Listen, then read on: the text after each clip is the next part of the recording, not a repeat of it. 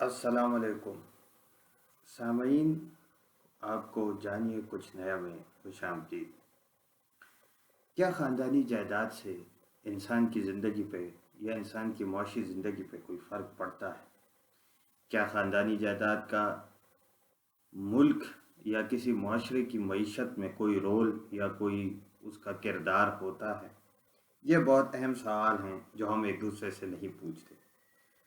سامعین، آپ نے بہت بار دیکھا ہوگا کہ خاندانی جائیداد پر بہت لڑائیاں ہوتی ہیں، کبھی کبھی دشمنی بھی ہو جاتی ہے اور لوگ رشتہ داروں کے ہاتھوں مر کھپ بھی جاتے ہیں۔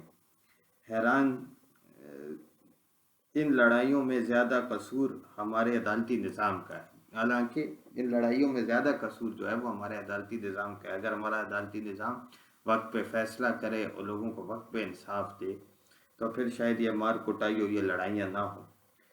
مگر ایک بات واضح ہے کہ پاکستان میں بریانی کی دیگ پہ اتنی لڑائیاں نہیں ہوتی جتنی خاندانی جائیداد پہ ہوتی۔ اس مسئلے کے کئی پہلو ہیں، مگر ہمیں یہ سوچنا چاہیے کہ کیا واقعی خاندانی جائیداد کا اکنامک یا معاشی اعتبار سے کوئی رول ہے، کوئی کردار ہے؟ کیا خاندانی جائیداد کا کوئی فائدہ ہے؟ ان لوگوں کو کوئی فائدہ ہے کہ جن کی خاندانی جائیداد ہوتی ہے؟ سب سے پہلے تو اس بات کا تعین کرنا ضروری ہے کہ خاندانی جائیداد ہوتی کیا ہے۔ خاندانی جائیداد وہ ہوتی ہے کہ یا آپ کے والد نے کمائی، یا آپ کے دادا نے کمائی، یا آپ کے پردادا نے کمائی اور وہ آپ کو میراث میں ملی ہے، یعنی میراث سے جو جائیداد آئے، یعنی جو آپ نے خود نہیں کمائی، آپ کو انہیریٹنس میں ملی ہے، یعنی میراث میں ملی ہے۔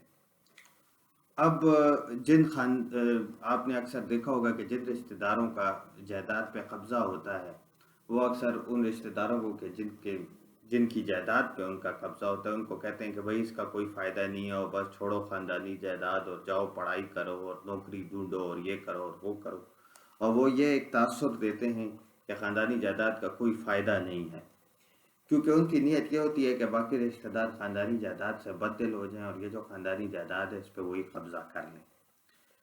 لیکن معیشت ایسا نہیں کہتی، اکنامکس ایسا نہیں سمجھتی۔ اکنامک خاندانی جائیداد کو کیا سمجھتی ہے یہ ہم آپ کو ابھی اس ویڈیو میں بتائیں گے۔ سامعین، ایک مشہور اکانومسٹ ہیں جن کا نام ہے تھامس پکیٹی۔ تھامس پکیٹی جو ہیں وہ ان کا پوری ایک تھیوری ہے اس حوالے سے۔ وہ سمجھتے ہیں کہ جب رینٹ گروتھ سے زیادہ ہو تو خاندانی جائیداد بہت منافع بخش ہو جاتی ہے، اور وہ لوگ کہ جن کو اپنی میراث سے جائیداد ملی ہے وہ بہت زیادہ منافع کمانے لگتے ہیں۔ اب رینٹ کیا ہے اور گروتھ کیا ہے؟ رینٹ کا اردو میں ترجمہ ہم کرائے سے کرتے ہیں، لیکن اس طرح نہیں ہے۔ رینٹ کے بہت سارے مطلب نکلتے ہیں۔ رینٹ جو آپ سٹاک مارکیٹ سے کماتے ہیں وہ بھی رینٹ ہے، جو آپ کسی دوسرے کے بزنس میں انویسٹمنٹ کر کے کماتے ہیں وہ بھی رینٹ ہے، جو کرائے آپ کو دکانوں یا زمینوں کے آتے ہیں وہ بھی رینٹ ہے، یہ سب رینٹ ہے۔ رینٹ بیسیکلی کیپیٹل، یعنی کیپیٹل سے آنے والے پیسہ، یعنی جو آپ کے ایسٹس اور کیپیٹل سے ان سے آنے والے پیسے کو رینٹ کہتے ہیں۔ اب میں زیادہ تفصیلات، زیادہ ٹیکنیکل نہیں جاؤں گا کیونکہ ایسی ہم کنفیوز ہیں۔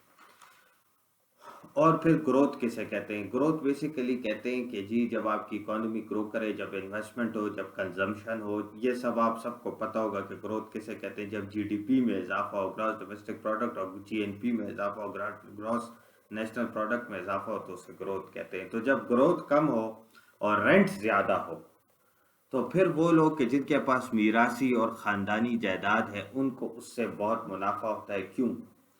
کیونکہ جب گروتھ ہو نہیں رہی اس سے ایک تو کرائے بڑھ رہے ہیں، اور دوسرا یہ کہ جب گروتھ ہو نہیں رہی تو کمپٹیشن نہیں آ رہا، جب نئی انویسٹمنٹس نہیں ہو رہی، جب کنزمپشن نہیں ہو رہی، جب نئے انٹرپرینیورز نہیں آ رہے تو کمپٹیشن زیادہ نہیں ہو رہا۔ وہی لوگ کہ جن کی خاندانی، جن کو باپ سے جو فیکٹری ملی اس فیکٹری کا کوئی کمپٹیشن ہے ہی نہیں تو وہ فیکٹری چلتی رہی، جس کو باپ سے دکانیں ملی، مارکیٹیں ملی، اس مارکیٹ کے کمپٹیشن میں کسی اور نے مارکیٹ کھولی نہیں تو مارکیٹ چلتی رہی، مارکیٹ کا منافع زیادہ ہوتا رہا۔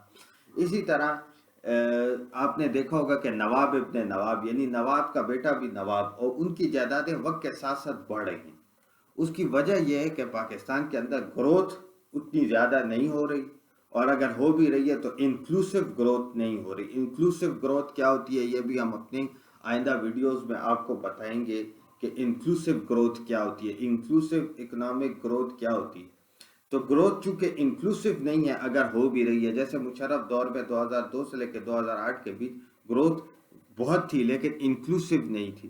تو گروتھ یا تو انکلوسیو نہیں ہو رہی, اور یا پھر گروتھ ہو بھی رہی ہے تو وہ مطلب یہ کہ وہ کبھی ہو ہی نہیں رہی. تو جب گروتھ نہیں ہوتی تو پھر آپ دیکھ رہے ہیں کہ جن کے پاس خاندانی اور جدی جائیدادیں ہیں انہیں اس سے بڑا منافع ہوتا ہے. تو لہٰذا اگر آپ لوگوں میں کوئی یہ سمجھتا ہے کہ جائیداد, خاندانی جائیداد لینے کا کوئی فائدہ نہیں ہے تو وہ غلط سمجھتا ہے. اگر آپ کے چچا کے پاس, ماموں کے پاس, دادا کے پاس, مطلب کسی اور بندے کے پاس آپ کے حق ہے, آپ وہ جائیداد ہے کہ جس پہ آپ سمجھتے ہیں کہ آپ کا حق بنتا ہے اور قانونی طور پہ بھی آپ اس کے حقدار ہیں, تو آپ فوراً عدالت سے رجوع کریں اور اپنی جائیداد واپس لیں تاکہ آپ کو بھی اس سے منافع ہو, کیونکہ خاندانی جائیداد یا خاندانی میراث کا پاکستان کے اکنامک سسٹم میں بہت فائدہ ہے. اس ٹاپک پہ ہم مزید بھی بات کریں گے اور مزید ویڈیوز بھی اپلوڈ کریں گے. بہت بہت شکریہ.